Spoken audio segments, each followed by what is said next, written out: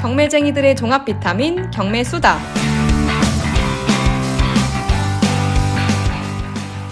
네, 안녕하세요. 대한공경매사협회 곽승지입니다. 오늘 방송은 저희 투자 이야기 방송 15번째 방송이고요. 지난 14번째 방송에서 제가 직접 컨설팅했던 한 고객님의 사례에 대해서 좀 얘기를 해드렸었는데, 오늘 방송은 그 고객님하고 같은 고객님이에요. 제가 실명을 밝혀드릴 순 없지만 그 같은 고객님의 두 번째 컨설팅 의뢰했던 그 두 번째 물건에 대한 이야기를 좀 해드리려고 합니다. 일단은 시기가 2022년도 6월이었어요. 이때 저희 협회에서 개발된 물건 하나가 있었는데, 어떤 물건이었냐면 부산광역시 기장군 기장읍 대라리라는 곳에 있는 한 오피스텔이었거든요. 근데 그 오피스텔이 월세로 세팅했을 때도 수익률이 좋고, 그리고 전세로 세팅하면 이제 투자금이 오히려 1,200 정도는 그냥 회수가 될 수 있는 그런 좀 괜찮은 물건이었는데, 물건도 딱 하나만 나온 게 아니고 5개 정도가 경매로 나온 물건이었고, 이때 이제 이 고객님이 왜 이 물건을 컨설팅을 의뢰를 하게 됐냐면, 이제 첫 번째로 제가 컨설팅을 했을 때, 컨설팅 끝나고 이 고객님이 이제 저한테 얘기를 하기를, 만약에 이런 비슷한 물건이 또 있으면, 그러니까 첫 번째 컨설팅 했던 그 물건하고 비슷한 물건이 있으면 나는 또 투자를 하고 싶은 의향이 있다. 그러니까 좀 괜찮은 물건이 있으면 저한테 좀 연락을 주시라. 이렇게 말을 했던 기억이 나가지고 제가 먼저 그 고객님한테 연락을 했었죠. 그래서 좀 비슷한 물건이 있다. 전세로 세팅을 해도 좀 투자금이 오히려 회수할 수 있는 그런 괜찮은 물건이다. 라면서 좀 설명을 드렸고, 이 물건에 대해서 좀 설명을 간략히만 드리면, 이제 아까 제가 얘기했다시피 기장군 기장읍 대라리에 있는 오피스텔이고, 기장역 근처예요. 네, 기장역 근처의 상업지구에 있는 물건이고, 감정가는 2억 700 정도, 그리고 최저가는 1억 500 정도로 감정가의 한 절반 정도 이렇게 떨어진 물건이었고요. 전용 면적이 25평, 그러니까 작은 그런 물건은 아니었고, 그리고 외관상으로도 깔끔하고 권리상으로도 하자없이 깔끔한 그런 물건이었습니다. 제가 이제 이 물건에 대해서 설명을 드릴 때 제가 기억나는 게, 저한테 이제 이 고객님이 얘기를 하기를, 제가 추천하고 저희 회사에서 추천하는 물건이면은 사실 길게 들을 필요 없이 당연히 해야 되는 거 아니냐라면서 막 길게 자세하게 설명한 것도 아니었는데도 바로 투자를 하겠다라는 의사를 저한테 표하셨어요. 그래서 그러면 컨설팅 진행하는 걸로 알겠다라고 이제 얘기를 하고 컨설팅을 좀 진행을 했었고요. 그리고 참고로 이 물건 그 사건 번호 궁금하신 분들 혹시 있으실까 말씀드리면 2021 타경의 911이라는 물건입니다. 그 궁금하신 분들은 기한 옥션에 한번 검색을 해보시고, 이런 식으로 컨설팅이 시작이 됐고 이제 조사를 했죠. 시세 조사를 했는데, 이제 저희가 원래 알고 있던 내용 그대로 이제 우량 물건이라는 게 좀 확정이 됐고, 이때 당시에 이제 입찰이 얼마 안 남은 상황이었어요. 그렇기 때문에 입찰 바로 전날 저희가 현장 조사를 가기로 결정을 하고, 이제 바로 전날에 회사에 출근을 했죠.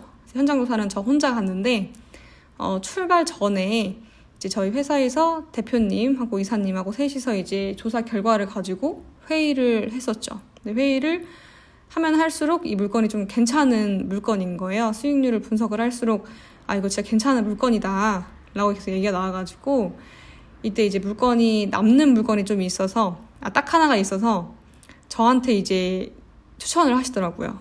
너도 하나 입찰을 보는 게 어떠냐. 그리고 이때 당시가 안 그래도 저희 엄마가 며칠 뒤에 생일이었어요. 그래서 엄마 생일 선물로 하나 입찰을 보는 건 어떠냐.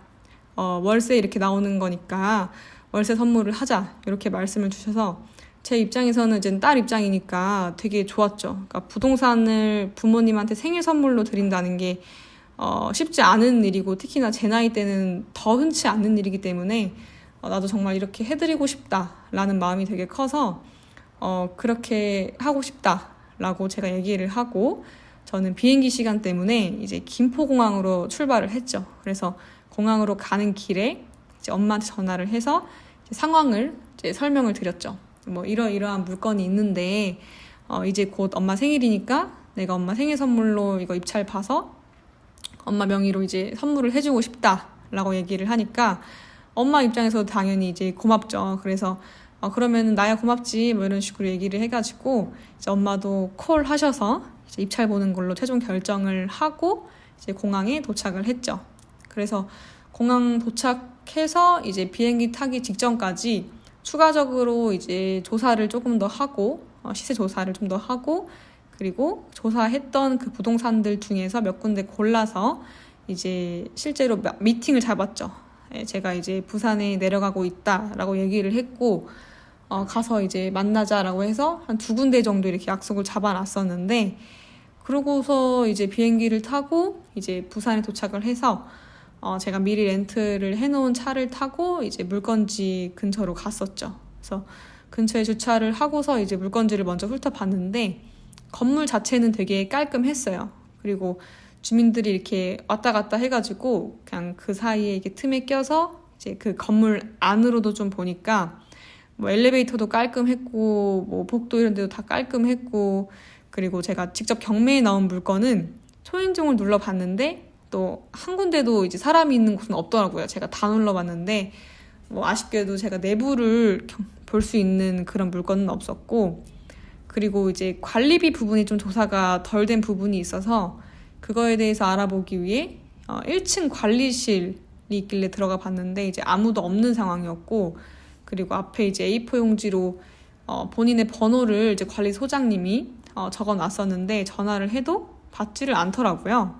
근데 이제 제가 처음으로 이제 도착해서 물건지 훑어볼 때 한 층에 이제 노인 요양원이 하나가 있었는데 거기 제가 다시 올라가서 물어봤었거든요. 혹시 관리소장님 어디 계신지 아냐? 라고 물어봤는데 그 요양원 선생님 말씀에 따르면은 그 관리소장님이 이 건물 정확히 어느 호수인지는 모르지만 이 건물에 같은 그 오피스텔 건물에 거주를 하고 있고 그리고 그 퇴근이 조금 되게 빨라서 한 4시면 퇴근을 한다고 하더라고요. 그래서 아마 지금 수영장을 다니시는 걸로 안다.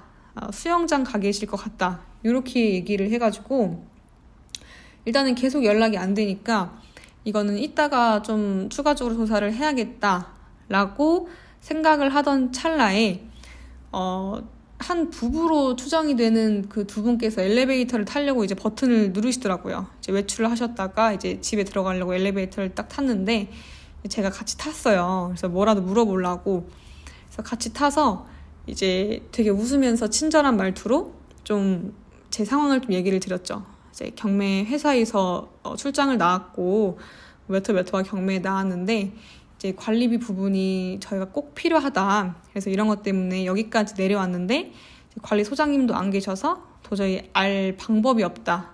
신뢰가 안 되면 혹시 이런 부분을 실제로 거주를 하시니까 저한테 조금 알려주실 수가 있냐. 이렇게 좀 친절하게 요청을 드리니까 자기들이 가지고 있는 그 관리비 통지서 같은 거가 있는지 확인을 해보고 있으면 보여주겠다라고 하시더라고요.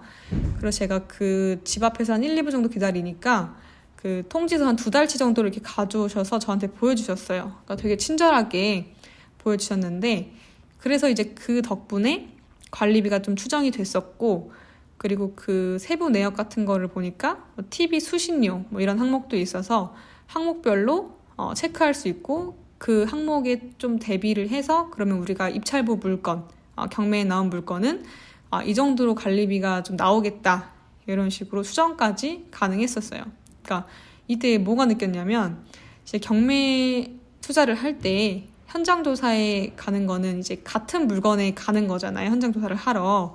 근데 같은 물건이어도 이게 누가 가느냐에 따라서 얻어오는 정보의 그 양하고 질이 다를 수 있다라고 해야 되나? 그래서 저 같은 경우에도 이때 그 관리비에 대한 내용을 그 지나가는 그 부부 두 분한테 안 물어봤으면 전혀 몰랐을 정보고 왜냐면은 통지서를 봤으니까 되게 세부 내역까지 볼 수가 있었던 거잖아요. 그래서 참 물어보길 잘했다 이런 것도 느꼈고 진짜 경매 현장 조사할 때는 내가 만약에 실제로 성격이 되게 조심스럽고 조용하고 소극적인 그런 분들일지라도 무전 그 당시 그 순간만큼은 성격을 조금 개조를 하셔야 될 것 같아요. 그러니까 무조건 적극적이고 무조건 이제 질문도 많이 해야 되고 이렇게 웃으면서 살갑게 좀 다가가야 되고 사람들한테 그렇게 물어봐야 나중에 후회도 없는 것 같더라고요. 그래서 저 같은 경우도 그때 용기 내서 이렇게 질문하고 내 사정 얘기했던 것 때문에 이런 좋은 정보 얻었으니까 되게 잘했다 이런 생각을 했었죠. 그리고 한 몇 시간 뒤에 그 관리소장님하고 통화가 됐었어요. 저녁쯤에. 그래서 통화를 해서 체납관리비나 뭐 이런 것도 물어보니까 관리비가 미납된 호수는 딱 하나 있더라고요. 딱 하나 있었는데 그게 이제 공실이었죠.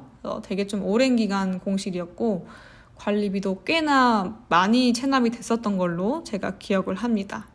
그래서 그렇게 해서 그 부부한테 이제 좀 탐문을 하고 이제 밖으로 나와가지고 바로 앞에 건너편 쪽에 부동산 중개업소가 딱 하나 있었거든요. 그 중개업소랑 이제 약속을 해놓은 상태였어가지고 이제 들어갔었죠. 근데 딱 운이 좋게도 그 같은 오피스텔이 실제로 매물로 하나가 나와 있었어요. 그래서 그 물건을 한번 같이 보러 가자 이렇게 얘기가 나와가지고 같이 들어가서 이제 보니까 건물이 이제 앞에 뻥 뚫렸어요. 그 좀 낮은 층수였는데도 불구하고 이렇게 크게 건물이 막힌 그런 구조가 아니었어서 위치가 채광도 되게 좋았고 구조도 잘 빠졌었고 그리고 이 당시에 나온 매물이 전세가 1억 6천에 나와 있었는데 최저가가 1억 5백이었으니까 전세가도 우리가 예상했던 대로 되게 괜찮다 이런 생각을 했었고 월세를 물어보니까 1070 정도 한다 이런 식으로 얘기를 하더라고요. 그래서 월세로 맞춰도 수익률이 괜찮은 물건이구나.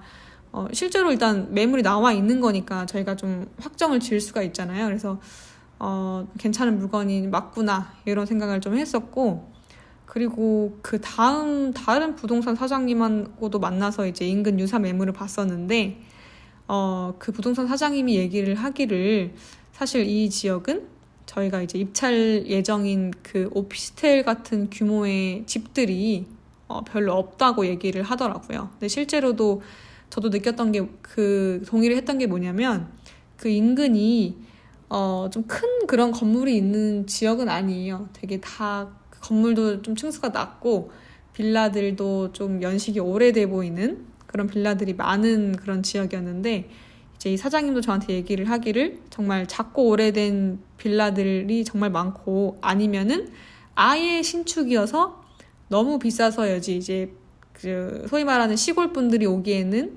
입주하시기에는 좀 부담스러운 그런 물건들이 많다. 그래서 딱 저희가 투자할 그 오피스텔 이름이 엘리브 오피스텔이에요. 그래서 딱 이 엘리브 정도가 사실 평수도 그렇고 위치도 그렇고 연식도 그렇고 딱 적당한데 이런 비슷한 물건이 이제 거의 없다. 이건 굉장히 메리트가 있는 물건이다. 이런 말씀도 하시더라고요. 그리고 이때 이제 서울에 계셨던 저만 이제 현장에 내려왔으니까 서울에 계셨던 이제 대표님하고 이사님도 전화 통화로 좀 도와주셨었는데 이사님께서 통화한 그 부동산 중개업소가 하나 있었어요. 그래서 거기에 하나 약속을 잡아주셔가지고 제가 이제 그 알려주신 주소로 한번 가가지고 얘기를 해보니까 기장군에 대해서 좀 추가적으로 설명을 해주시더라고요. 그래서 그때 얘기를 해줬던 내용이 해운대 쪽이 이제 시세가 워낙 비싸니까 기장 쪽으로 좀 넘어오는 추세가 요즘에 트렌드다라고 좀 얘기를 해줬었고 그리고 이 기장 쪽에 새로 이제 건축되는 그런 것들이 정말 많아서 공사하시는 인부들 숙소도 필요한데 위치적으로도 그렇고 가격적으로도 그렇고 기장군이 이제 딱 제격이라고 해가지고 앞으로 수요도 굉장히 많을 것 같고 그리고 그 시세도 전세 1억 6천은 정말 충분하다.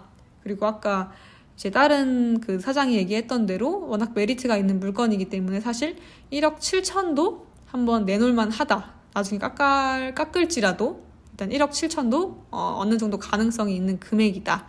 이런 식으로도 얘기를 하시더라고요. 그런 식으로 해서 이제 저 혼자 이제 현장 조사를 좀 마치고 제가 미리 예약해 놓은 숙소로 들어갔어요. 근데 그 숙소는 이제 그 물건지보다는 법원 근처에 이제 방을 하나 잡아놨었고 저 같은 경우에는 좀 지방으로 가서 그 근처에서 자야 하는 일이 생기면 1박을 해야 하는 일이 생기면 물건지보다는 법원 근처에 숙소를 잡아요. 왜냐면은 입찰 당일에는 입찰이 뭐 저희가 오후 1시, 2시 이렇게 있는 게 아니잖아요. 아침 시간에 있기 때문에 언제 어떻게 위급한 상황이 생길지 모르고 또 어떤 상황이 막 갑자기 덮칠지 모르기 때문에 항상 법원 근처에 숙소를 잡습니다. 그래서 혹시 항상 물건지 근처에 이렇게 방을 잡으셨던 분들은 앞으로는 법원 근처에 잡으시는 것도 좋으실 것 같아요. 그래서 이제 숙소로 들어와서 뭐 짐 정리하고 밥을 먹고 제가 그동안에 오늘 그 당시에 이제 그날 조사를 했던 그 물건에 대해서 다시 한번 복기를 했었죠. 그래서 내가 조사한 내용이 정말 맞나? 그래서 부동산 사장님들 들었던 얘기들을 이렇게도 한번 생각을 해보고 이런 식으로 생각을 해보고 그러니까 크로스 체크라고 하죠. 이렇게 비교해보고 저렇게 또 분석해보고 해서 내가 진짜 조사한 그 내용이 진짜로 맞는가 다시 한번 생각을 하면서 이제 잠에 들었었죠. 그리고 다음날 아침에 일찍 일어나서 입찰 전에 숙소에서 이제 대표님, 이사님하고 화상 회의를 했었어요. 그래서 고객 입찰가는 이제 1억 4천은 좀 넘기는 걸로 1억 4천 시작해서 조금 넘기는 걸로 그렇게 결정이 났고 이제 제 물건 같은 경우에는 입찰을 볼 물건을 정해야 되는 상황이었어요. 입찰 일단 4개가 있으니까 5개 중에 하나를 저희 고객님이 이제 입찰을 하고 3개 남았으니까 그 중에서 4개 남았으니까 그 중에서 제 거를 아직 정해 놓지는 않은 그런 상황이었었는데 이제 아까 제가 초반에 이제 얘기를 했던 좀 공실이 오래되어 있던 그 물건 있잖아요. 체납관리비가 좀 꽤나 이제 쌓여 있었던 그 물건을 입찰을 보기로 했었어요. 왜냐면은 그때의 이유는 관리비가 많으니까 아무래도 사람들이 안 들어올 것 같다라는 생각을 했었어요. 왜냐면은 어쨌든 경매에 들어오는 입찰을 실제로 보는 사람들은 관리비 정도는 다들 조사를 했을 텐데 그러면 누구나 이 물건에 관리비가 이렇게 쌓여 있다는 것은 아니까 그러면 이 물건에는 사람들이 입찰을 별로 안 볼 거고 그래서 경쟁률이 좀 낮을 것이다. 뭐 이런 생각으로 이제 저는 그 물건을 이제 입찰을 보는 것으로 결정을 했었죠. 그리고 제 입찰가 같은 경우에는 36기니까 맨 뒤에 이제 36을 붙이자라고 결정을 했었어요. 근데 이제 이사님께서 그렇게 추천을 해주셨는데 그 이사님이 생각하시고 말씀하셨던 거는 360만 원을 생각을 하셨다고 하더라고요. 그러니까 예를 들어서 1억 4천 360만 원 뭐 이런 식으로. 근데 저 같은 경우에는 36을 36만 원으로 생각을 했었어요, 이 당시에. 그래서 1억 4천 뭐 136만 원 이런 식으로 그 10만 원대에 이제 36을 붙여야겠다 이런 이제 마음을 가지고 법원으로 갔었죠. 그래서 법원으로 가는 길에 이제 컨설팅 의뢰하셨던 그 고객님하고 통화를 하면서 이제 갔었고 그 물건에 대해서 이제 조사 결과를 추가적으로 좀 설명을 드리고 입찰가를 이제 좀 결정을 했는데 이 고객님이 이제 7 좋아하셔가지고 1억 4,170만 원으로 저희가 이제 입찰가를 최종 결정을 했었고 그렇게 해서 이제 법원으로 저는 출발을 했고 그래서 법원에 가면서 이제 컨설팅 의뢰했던 그 고객님하고 통화를 하면서 이제 법원에 갔었는데 입찰가는 이제 이 고객님이 7을 좋아하시거든요. 그래서 1억 4,170만 원으로 이제 결정을 했었고 이제 그 가격으로 써가지고 이제 입찰을 보고 저 같은 경우에는 1억 4천 36만 원으로 이제 입찰가 결정을 해서 이제 입찰을 봤는데 입찰은 전체적으로 봤을 때는 한 6명에서 한 10명 초반까지 들어왔어요. 그러니까 경쟁자 수가 이제 적었던 그런 물건은 좀 아니죠. 그리고 그 상황에서 이제 고객님이 입찰받던 그 물건은 7명 중에 이제 1등 낙찰이 됐었죠. 그리고 제가 투자한 그 물건은 제가 아마 한 2등인가로 떨어졌었어요. 근데 하필 그 물건이 그 입찰자가 제일 많더라고요. 그래서 저희는 그 당시에 이해가 안 갔었죠. 왜냐면 분명히 체납관리비가 이렇게 많이 많이 쌓여있는 물건인데 사람들이 왜 이렇게 많이 투자를 했을까라고 이제 저희 대표님하고 이사님하고 저하고 막 너무 당황스러워서 좀 고민을 해봤었는데 이제 그 뒤에 저희가 추정하기로는 그 물건이 이제 좀 공실이었잖아요. 오랜 시간 동안. 그러다 보니까 명도가 필요가 없잖아요. 명도 대상자가 없으니까. 그러니까 명도가 쉬워서 그런 게 아니었나 이런 추정을 했습니다. 그러니까 이게 아무래도 기장급 자체가 그럼 도심 지역은 아니다 보니까 저희는 이런 부분까지는 생각은 못 했었는데 진짜 경매 초보 입장에서 경매를 잘 모르고 잘 못하는 입장에서는 명도가 두려울 수 있잖아요. 많이 무서울 수도 있고 사람들 많이 힘들어 하니까. 그래서 그런 분들 입장에서는 체납관리비를 더 내는 게, 그러니까 명도를 할 바에 체납관리비 쌓여있는 거를 내는 게 오히려 조금 더 돈을 쓸 일이 있더라도 마음은 편할 수 있겠다 이런 생각이 들어서 이거는 좀 정말 생각의 좀 전환이었어요. 그래서 앞으로는 조금 시골 지역에 입찰을 볼 물건이 있으면 무조건 좀 공실인 것보다는 오히려 임차인이 있는 물건이 나을 수도 있겠다. 그러니까 물론 이제 그런 뭐 북서향, 남서향 이런 거, 층수 이런 거 다 빼고 그냥 공실 여부만 비교를 했을 때요. 그런 관점도 새로 생겼었던 그런 물건이었습니다. 어쨌든 그래서 고객님 물건은 낙찰이 됐었고 저는 2등으로 이렇게 폐차를 했었죠. 그래서 아무래도 엄마 생일 선물이었으니까 제가 제 이름으로 이제 투자를 한 거였으면은 뭐 당연히 아쉽긴 하겠지만 크게 실망하거나 하진 않았을 텐데 엄마한테 다 얘기를 해놓은 상황이었고 엄마 입장에서도 어쨌든 딸이 경매를 하니까 당연히 좀 낙찰이 되겠지? 이런 식의 기대감도 사실은 조금 있었을 것 같은데 뭐 제 앞에서 이렇게 아쉬운 티를 내거나 실망을 했다 이런 얘기는 안 하셨어요. 근데 제 생각에는 좀 그런 마음도 좀 엄마가 있었을 것 같고 그래서 엄마 생일 선물인데 좀 낙찰을 못 받아서 좀 아쉽기도 했었고 다음 기회를 노리자 뭐 이런 식으로 좀 마음을 정리를 했었죠. 그래서 실제로 바로 며칠 뒤에 이제 엄마 생일 선물로 재도전을 한 그런 물건이 하나 있었고 그거에 대해서는 제가 이제 좀 방송을 또 해드릴 거예요. 다음 방송에서. 그래서 오늘 이제 방송해드릴 내용은 이제 여기까지고 다음 이제 이어질 방송에서는 스파레주 39기에 관한 내용, 39기에 이제 있었던 내용 그리고 제가 방금 얘기했던 엄마 생일 선물로 이제 입찰 받던 새로운 물건에 대해서 얘기를 해드리도록 하겠습니다. 여러분들 궁금하신 내용 있으면 편하게 댓글 달아주시고요. 그리고 제 개인 이메일도 적어 놓을 테니까 이메일 원하시는 분들은 이메일 보내주셔도 되고 그러면은 저희는 다음 방송에서 뵙도록 하겠습니다. 다음 방송에서 뵙겠습니다. 감사합니다. 구독과 좋아요는 필수인 거 아시죠? 소중한 분들과 함께 해주세요.